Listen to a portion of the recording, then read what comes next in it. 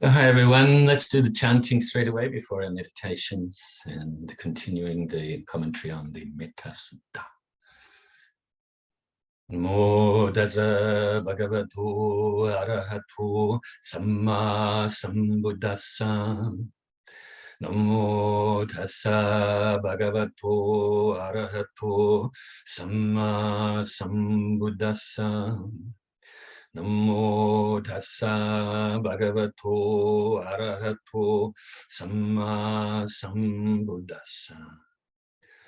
Buddham saranam gacchami, Dhammam saranam gacchami, Sangham saranam gacchami, Dutiyampi Buddham saranam gacchami, Dutiyampi Dhammam saranam gacchami, Dutiyampi Sangham saranam gacchami, Dutiyampi Buddham saranam gacchami, Dutiyampi Dhammam saranam gacchami, Dutiyampi Sangham saranam gacchami. Namo Buddhaya, Namo Dharmaya, Namo Sanghaya. Namo Buddhaya, Namo Dharmaya, Namo Sanghaya. Namo Buddhaya, Namo Dharmaya, Namo Sanghaya. I take refuge until I am enlightened in the Buddha, the Dharma, and the Sangha. Through the positive potential I create by practicing the 6 paramitas, may I soon attain enlightenment in order to benefit all sentient beings. I take refuge until I am enlightened in the Buddha, the Dharma, and the Sangha. Through the positive potential I create by practicing the 6 paramitas, may I soon attain enlightenment in order to benefit all sentient beings. I take refuge until I am enlightened in the Buddha, the Dharma, and the Sangha.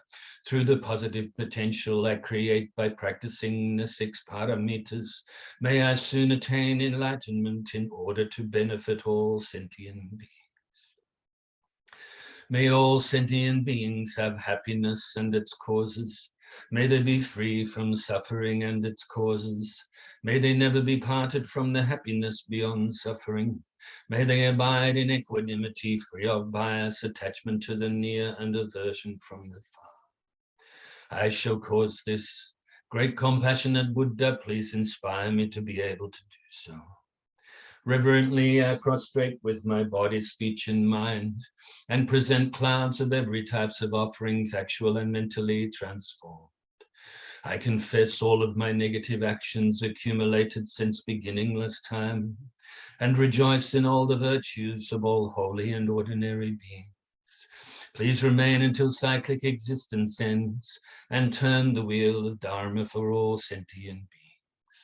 I dedicate the virtues of myself and others to the great enlightenment. However innumerable all sentient beings are, I vow to save them all. However inexhaustible my delusions are, I vow to extinguish them all. However immeasurable the Dharma teachings are, I vow to master them all.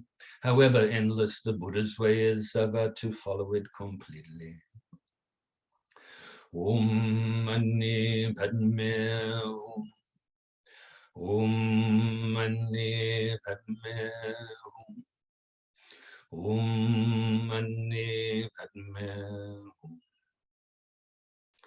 Tayata Gate Gate Para Sungate Bodhi Soha. Tayata Gate Gate Para Sungate Bodhi Soha. Tayatam gate para samgate bodhi soha. So now it's time for a little bit of meditation. Though I do hope you've already practiced it today. Maybe not in England yet. Maybe this is the first time today, because it's early in the morning. Oh, actually, it's good that I thought of that, because unfortunately, it's going to start to get a very early morning for you now. Tonight, we put our clocks forward in Australia. I think in Britain, you do it maybe the week after or whatever. Just try to stay on top of that. And also people in other countries as well. It's now called, instead of AEST, Australian Eastern Standard Time, it's now AEDT, Australian Eastern Daylight Savings Time, starting from tonight. Okay, so it's a pity you don't get as much of a sleep in, but you're very dedicated, so I know I will see you every week online. Take part live in the class. I think it's always better to take part live, even though your mics are not open, because of the sound problems that we may incur if they are open, out of sync and so forth. But I think it's always better to participate live, even if it's online. It's from a karma, a good merit point of view. So, but that's not to say that viewing the video later on, either, depending on your intentions, actually. Remember, the karma is created with our intentions. The merit, if you have good intentions, you're creating the merit, the virtue, or good karma, if you like. So I'm glad I remembered that, and also need to remember to alter my promo that I stick up on Facebook to make sure there's no confusion in the future. So let's do some meditation to release the tension in the body initially, and then some breath meditation, and then loving kindness to yourself, and then radiating it out to others, meditation. So get comfortable and bring your mind inside your body. And now let's focus on releasing the tension from the different parts of your body, from the tips of your toes, all the way up your legs, up your upper torso, to your shoulders, down to the tips of your fingers, and then back up to the top of your head. And take your time doing this, even though we don't allow that much time for it, but just make sure that you do it thoroughly. And then, of course, you can recheck your body. So scan your body again after you've done it to see if there's any more tension to release. You can do this with the mind only, or if you find it difficult just like that, then use the breathing. So long breath in and then a long breath out, or a deep breath in and a long breath out, and release the tension on the out breath. And also you can move the body a little bit. But like I say often, that actually when we're doing the breath meditation and loving kindness meditation, try to remain still physically. This will help your mind to stay still, and vice versa. So now releasing all this tension.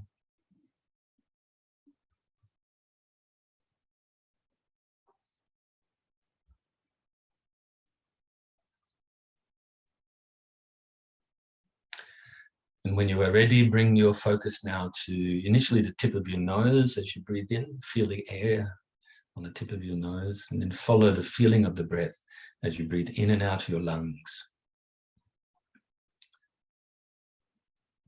That's all we have to do right now, is breathe and focus on the breath.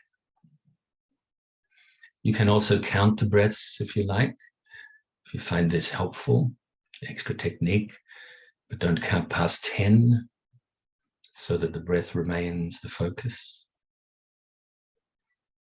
If on the way to 10, you get distracted, then go back to 1 at that time, remembering that 1 in-breath and 1 out-breath is 1, and so on and so forth.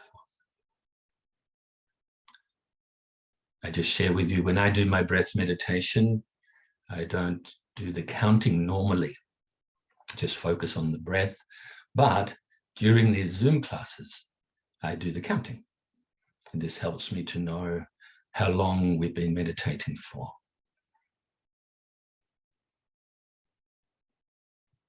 And it's a nice technique as well to add to it.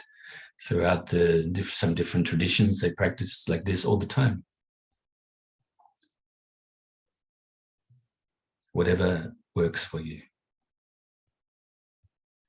Breathing in, breathing out. If thoughts arise or any mental activity arises, don't cling to it. Don't grasp at it. Don't try to force it away either or deny it. Simply replace your mind back onto your breath.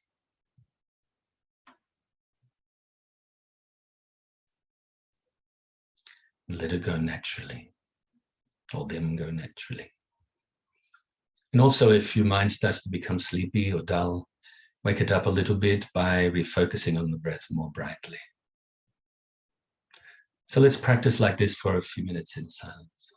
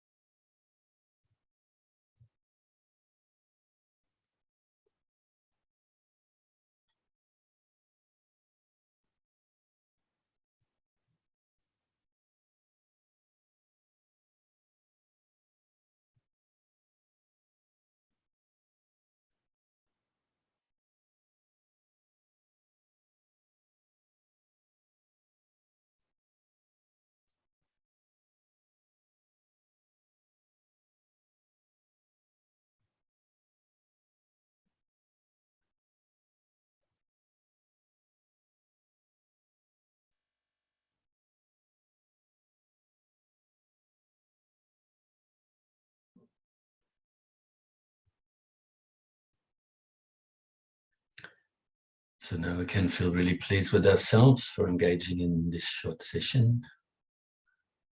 And now we'll switch meditation techniques to the loving kindness meditation, Metta Bhavana. So fill yourself with loving kindness. You can just go with the feeling, or you can use visualization. Visualize your whole being filling with white light or white nectar.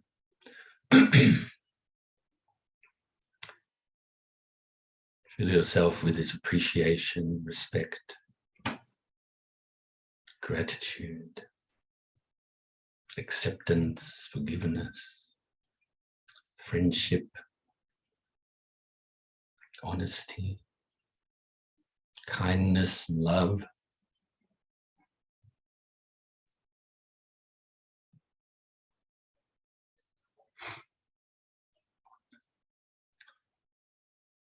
Fill yourself with so much loving kindness that it now overflows and radiates outwards, initially to your loved ones, family and friends.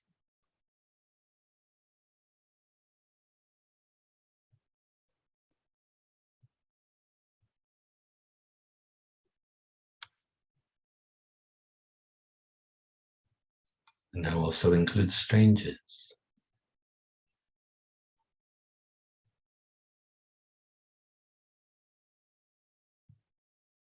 And even those that you find very difficult, may even regard as enemies. This can be a particular person or groups of people included in all of these three types of people. May all of these people have happiness and the causes of happiness. May they be free from suffering and the causes of suffering.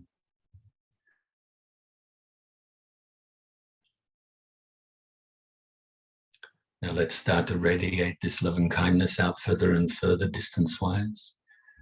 Initially to all the living beings around your immediate area. All of the living beings, whether they live in the waters, on the land, under the land, fly through the air. May they all be happy, free from suffering, and be peaceful.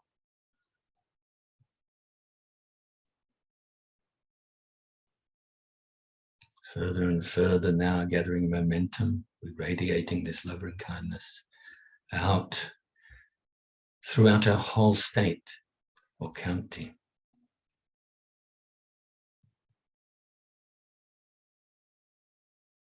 And other states and counties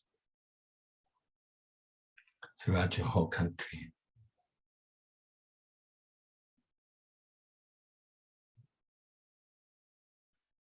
And other countries throughout the world. Initially those that you're familiar with and have some sort of affinity towards. And those that you're indifferent towards, as well as those ones that for whatever reason you may feel have negative feelings towards. May your loving kindness pervade throughout all of the countries throughout the world, and also above and below throughout the oceans, right to the center of the planet, to the outermost atmosphere of the planet.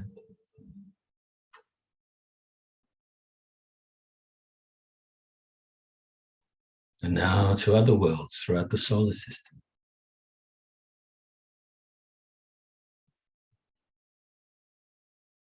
And throughout the galaxy. And the universe. Until your loving kindness pervades throughout infinite space.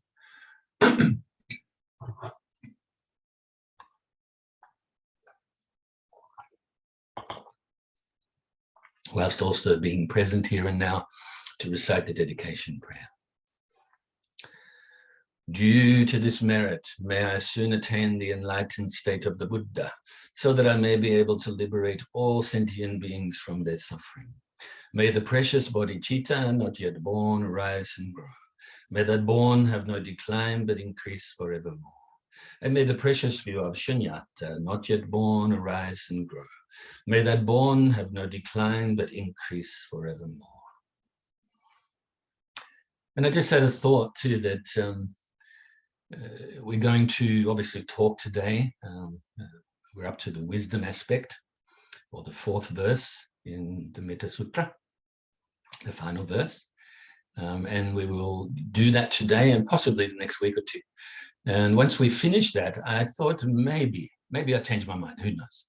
But maybe we will spend a whole class after the chanting and the breath meditation. We'll spend the whole class doing metta meditation, loving kindness meditation. Okay, and do it for the remaining part of that class, so about 25 minutes. And then after that, we'll maybe do a conclusion, and then we'll move on to the next subject, which is the 8 verses of thought transformation, commentary on these. This comes from the Tibetan tradition, from a teaching in verse, very cryptic in a sense, verse form, from about the 12th century. Okay, so we can bring the ancient past into the present, and we can put it into practice here and now, because that's all we have is here and now.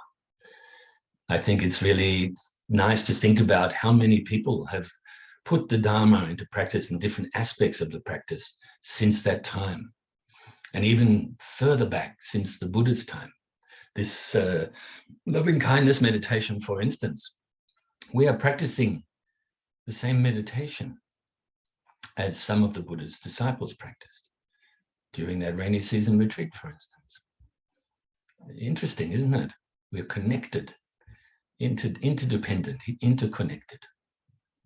And so I thought maybe that's a good idea.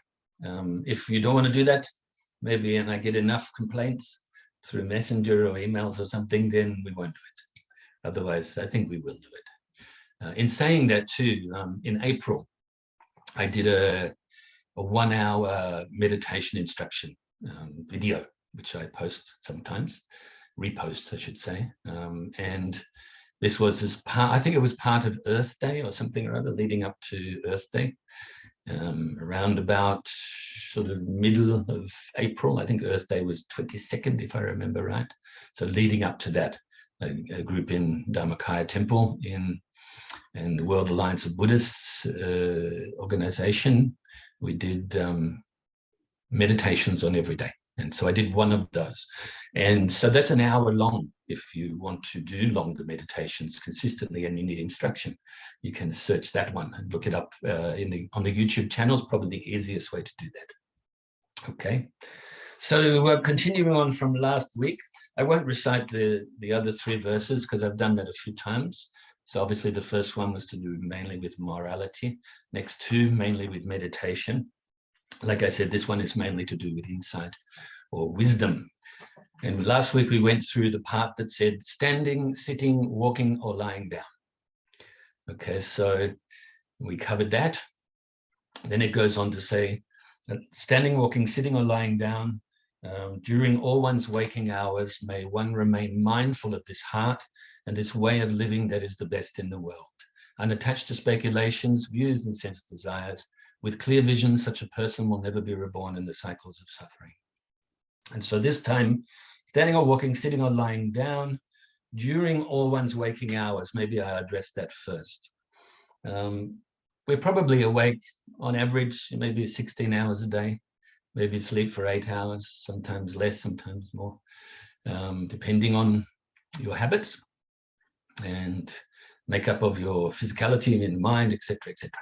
So anyway, so when we're awake for this approximate 16 hours, we should always be mindful of loving kindness, of this heart, this way of living that is the best in the world. I said best in the world, interesting, isn't it? I get asked, I know a lot of people that speak different languages and have met throughout my life, even before I became a Dharma teacher and started, obviously practicing before that more seriously in the Dharma. But I traveled a lot with my work and lived in quite a few different countries, and especially in my early 20s as well. So I got to meet a lot of people who spoke different languages. I was very fortunate that some of the languages I picked up fairly easily, even maybe with not great pronunciation, but at least remembered the words, was able to communicate with others with broken language, I guess, but maybe bad grammar. Whereas when I first started learning Italian, for instance, of which I can still speak a bit, actually, if we speak slowly. One of my friends said something like grammatica brutto, which that's my own way of putting it now. That's not exactly right grammar, but grammatica obviously is grammar, brutto means ugly. So he said that my pronunciation for Italian was actually quite good, but my grammar was ugly. So, but still we're able to communicate. Now, in saying that, all of these different languages, so many different languages in the world, but we can all speak Metta. This is true international language, isn't it? The friendliness, the goodwill, sharing this with others. Maybe on the outside, you can radiate this out through genuine smiles with pure intentions behind it. And actually, even more than that, really, silence is the true international language, isn't it?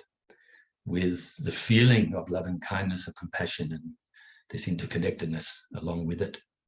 So this love and kindness, you can share this during all of your waking hours. Try to remain, mindful, aware, conscientious of this heart. And this will help you, especially like, for instance, if you get angry, get frustrated, get disappointed, downhearted, all of these like negative emotions come into play.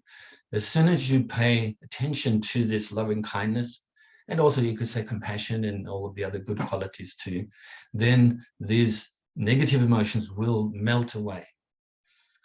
It may not feel like it for a while, or sometimes, because the habit of hanging emotions is the reason why we're experiencing them all the time, and how they appear to be so concrete sometimes. But bring your mind to this loving kindness, this pure awareness of the loving kindness, interconnectedness of all living beings, and these emotions will melt away. Once again, I remind you, that's why I like to say that our negative emotions especially are shy. They don't like to be seen for what they are, which is impermanent and have no self, empty of self-nature. But because we cling to it, we create the other one of the three marks of existence, which is dukkha, unsatisfactoriness or suffering. We cause ourselves to suffer because we live contrary to the way things are. That's in a relative sense. Of course, the other one we can add to that becomes the four seals, is nirvana, is freedom from these, and is unconditioned, whereas these other three are conditioned by cause and effect, so forth. Okay, so back to during our waking hours. You know that we're also creating karma in our sleep. That's kind of scary, isn't it? If you're having negative thoughts, obviously you're not following through with the actions, so it's not as bad, obviously. But if you're having negative thoughts, this is reinforcing the habit of having negative thoughts, even in your sleep. If you're having positive thoughts, that's why it's so important to go to bed, before you go to bed, to release any negativities.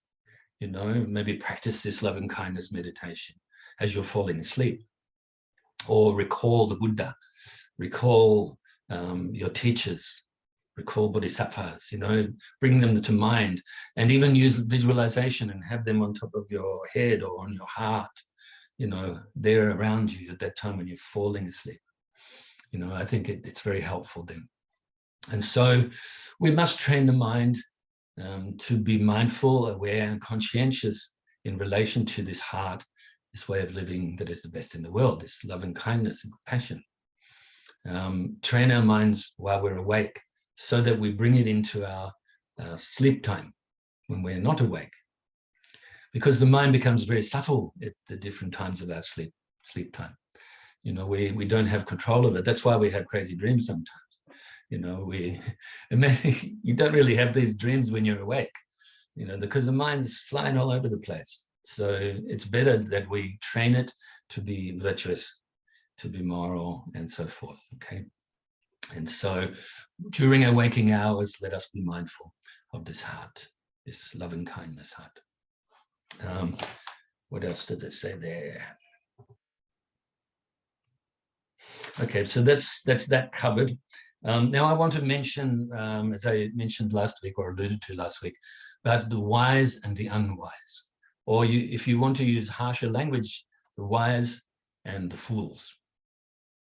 Or if you want to relate to yourself with it, it's when you are wise, or when I am wise, when you are unwise, or when I am unwise, or once again, harsher, when you are a fool, or when I am a fool, okay? It's okay, we need to look at our mind like this, okay? We need to look at it. We are foolish sometimes. If we weren't, we would be already enlightened, or at least on our way up the bhumis, up the grounds of the bodhisattva towards enlightenment. And we are wise sometimes. We make the right choices. We are kind sometimes, things like this. And so that's when we are wise, and the other ones when we're unwise or foolish. And so, but I'll speak about it as the wise and the unwise, or the fools, okay? The wise know what to adopt and what to abandon. Adopting the good qualities, such as this love and kindness, and compassion, and so forth. Abandoning the negative qualities, such as anger and hatred, greed, and so forth. We don't need to keep going into any more of those right now, because we've had them in previous classes, and you can review, okay? Or Google. You can get on the Google. It's a funny word, isn't it, Google? So anyway, so the wise are loving and kind. They are good. The unwise, or the fools, are cruel and unkind and behave badly, have bad intentions. Then, like I mentioned last week, this is written all over the back and the front of the page here. Okay, so just bear with me, because I wrote these notes last week. The wise will live in a way that brings benefit to others. They're humble, they're considerate, and a good influence for others, even if the others don't understand yet, even if they're being foolish and don't understand that they need to have the good influence. Even if what they are doing, the wise now I'm talking about, is unpopular and goes against convention, goes against the wind, it's they don't conform to what the mass amounts of people do. The unwise just conform. And I've heard words recently, the sheeples. Have you heard of that expression? So it's people that behave like sheep, just follow. So, let's say cultural habits go a certain way and they're harmful, but most people probably just follow that way. And so I've heard that funny expression, sheeples. It sounds like a put down, but let's not take it as a put down. And so behaving in an idiotic way, really, isn't it? Doing something that is going to cause suffering, but expecting to cause happiness as they do it. Or put it, another saying that we have, putting your head in the sand, pretending that something is not real when it is real. And once again, I'll use the example of a fire behind you. If you have this fire behind you and you turn your back to the fire, pretend it's not there. This is foolish. You must face the fire. When there's problems, you must face it with a calm, clear, realistic mind. Not put the head in the sand or turn your back on what is really happening. Okay, that happens a lot. And so, okay, so then, of course, it doesn't mean you be paranoid, doesn't mean you be worried or overly cautious or whatever. You actually just have to be realistic. With realism, Buddhism, you could say that in Buddhism, in a certain sense, in certain parts of our practice, especially early on, that we replace pessimism with optimism. But the best is realism. And what I mean by that, in a sense, is like this. Let's say and you've heard me say this, especially students that have been with me a long time. Let's say there's two fields and a fence in the middle. And there's one field, you could say this represents optimism, right? Another field represents pessimism. Then you have the fence in the middle, realism, because you can perceive the positives, you can perceive the negatives, but you remain non-attached to them. This is realism, realistic. And so I think that that's very important. Okay, the unwise, instead of being humble, considerate, and a good influence, they are arrogant or dumb, head in the sand type thing, inconsiderate or harmful, and a bad influence, obviously. Okay, this sounds a little bit harsh today, but don't worry about that. Just take it as teaching, Dharma teaching. It's reality. Okay, we obviously should start to put our mind, if not already, have our mind to be wise, and therefore loving and kind and compassionate and like, not unwise, not foolish. Then the other ones here on the back of the page, the wise have a healthy fear of cause, or the cause. The unwise have an unhealthy fear of the effect. Now, I'm sure you've seen my teaching, whether it's just in short form or a little bit longer, sort of like maybe like a medium length article about this. The healthy fear of the cause means that we are not going to engage in the causes of suffering. You're not going to act upon ignorance, attachment, or aversion, and all of the other negative mental afflictions. Because you have the healthy fear of this, because you know that this will bring the effects, the negative effects that you don't want.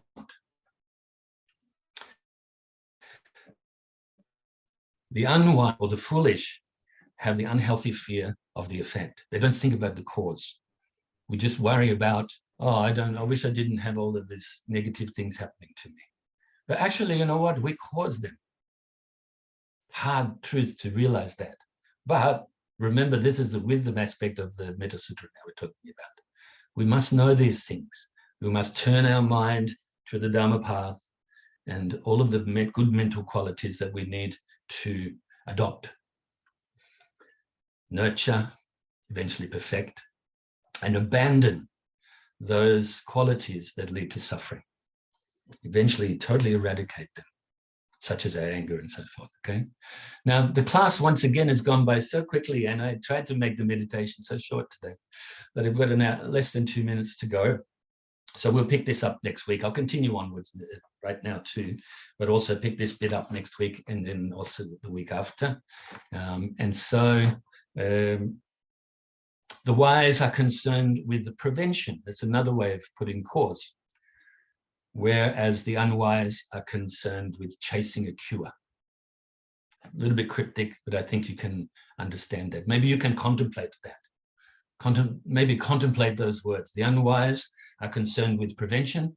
The wise are concerned with prevention. The unwise concerned with chasing a cure. Isn't it better that we don't fall off the edge of a cliff rather than worry about fixing ourselves after we've fallen off the cliff? You know, better not to fall off the cliff. I think that's easy to understand. The wise, even if the truth is inconvenient for us, is not comfortable for us, the wise face the truth. And the unwise are more comfortable with the convenient lies, the lack of truth, the non-truth. So I'll leave it there. I rejoice in your goodness, and I look forward to seeing you next week, where we can continue our discussion, the commentary on the Metta Sutta. Namo Buddhaya, Namo Dharmaya, Namo Sanghaya.